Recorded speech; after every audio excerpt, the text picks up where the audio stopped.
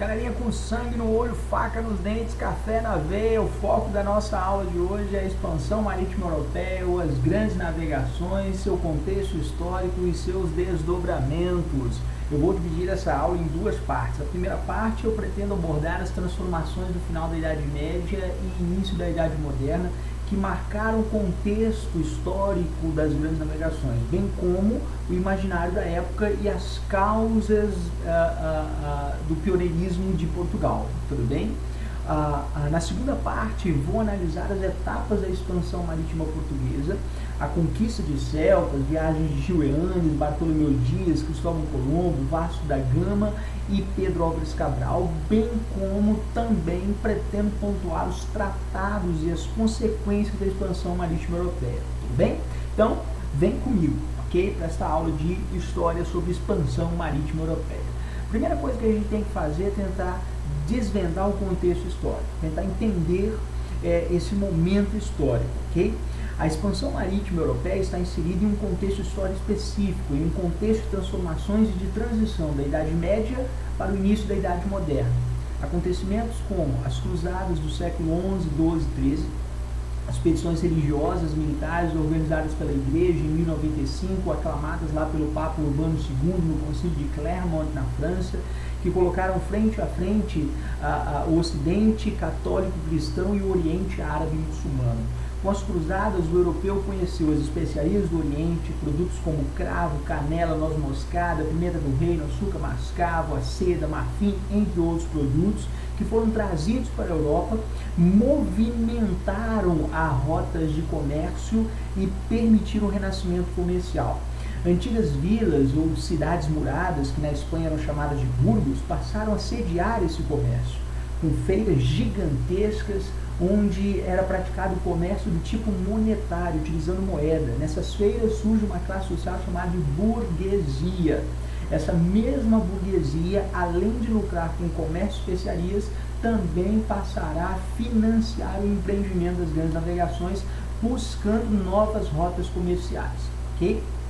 É necessário destacar também o surgimento dos Estados nacionais, a exemplo do Estado de Portugal. Portugal, enquanto primeiro Estado-nação formado a partir da Revolução de Avis, entre 1383 e 1385, foi a nação pioneira na expansão marítima europeia. A gente vai analisar os fatores que colocaram Portugal na frente dessa corrida expansionista, tudo bem? Devemos destacar também o desenvolvimento do mercantilismo.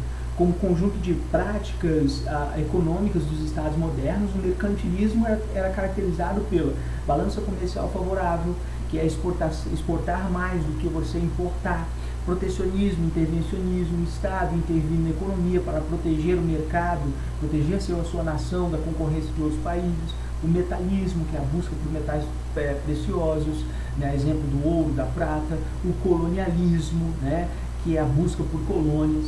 Todas essas características do mercantilismo vão contribuir para os interesses por detrás da expansão marítima europeia. E não podemos esquecer do papel, é claro, da Igreja Católica Apostólica Romana na busca pela conversão de novos povos.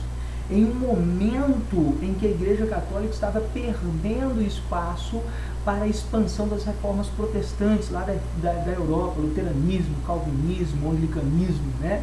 E o empreendimento das grandes navegações significou a oportunidade para essa mesma Igreja Católica de expandir a fé católica e conquistar, arrebanhar novos fiéis, ok? E, é claro, o espírito capitalista, né? Fomentado pelo ascetismo, desenvolvido lá pelo humanismo renascentista, um ascetismo que valoriza os prazeres carnais, a busca pela riqueza, por exemplo, e essa visão de mundo pela busca de Eldorado e as riquezas descritas, por exemplo, pelo navegador Marco Polo, né? Professor, que riqueza é essa? Quem é Marco Polo? Marco Polo, a partir de 1272, Marco Polo, explorador veneziano, viajou à Ásia e descreveu em seu famoso livro das Maravilhas lugares de muita riqueza, muita ostentação, muito ouro e etc. Né? E as grandes navegações surgem como uma espécie de uma necessidade para confirmar as narrativas de Marco Polo, como também uma busca por essas riquezas. Essas mesmas narrativas vão inspirar navegadores e comerciantes na busca por essas terras de riqueza, de esplendor que Marco Polo descreveu lá no seu livro das Maravilhas, tudo bem? E aqui nesse slide nós podemos visualizar, por exemplo, né, um dos mais antigos mapas feito ainda no século XV por Henrique Martellus, representando o mundo que os primeiros exploradores conheciam. O que, por exemplo, hoje eles conhecemos como Oceano Atlântico, antes era conhecido como Mar Tenebroso. Podemos dizer que o empreendimento das grandes navegações para aquela época pode ser comparado ao século XX, né, a conquista do espaço, né? Pouca tecnologia, um desconhecido a ser desvendado, desbravado, e o imaginário da época tomava conta das mentes das pessoas, né? E o Oceano Atlântico, como conhecemos hoje, na época era chamado de Mar Tenebroso. Esse mar tenebroso, no imaginário da época, era habitado por monstros marinhos, bestas, sereias, né, que hipnotizavam os homens, né? Esse imaginário foi desaparecendo, é claro, com o avanço da expansão marítima europeia, mas simbolizava um entrave essa mesma expansão. Tá? Um outro aspecto igualmente fundamental que devemos compreender é os fatores, na verdade, que favoreceram o pioneirismo de Portugal, a primazia portuguesa na expansão e nas grandes navegações. A própria formação de Portugal, e isso é um consenso entre os historiadores, como Estado-nação, é um desses fatores. Portugal, enquanto primeiro Estado-nação formado a partir da Revolução de Avis entre 1383 e 1385, foi a nação pioneira na expansão europeia. Graças, em parte, à pacificação interna, né, Portugal pôde dar esse primeiro passo. Enquanto outras nações ainda estavam tentando resolver quem seria o rei, estavam ainda em formação, Portugal já estava formado. A paz interna, portanto, favoreceu o projeto da expansão marítima. Outro fator que colocou Portugal à frente na expansão marítima foi a sua localização geográfica. Sua localização geográfica peninsular, com saída para o Atlântico, saída para o Mediterrâneo, possibilitou o controle da saída e entrada de navios no Mediterrâneo e no Atlântico, o que colocou Portugal em, digamos assim, uma posição estratégica, né? Podemos ainda destacar os conhecimentos náuticos, a caravela, né? A caravela com a vela em forma de delta, ou triângulo, né?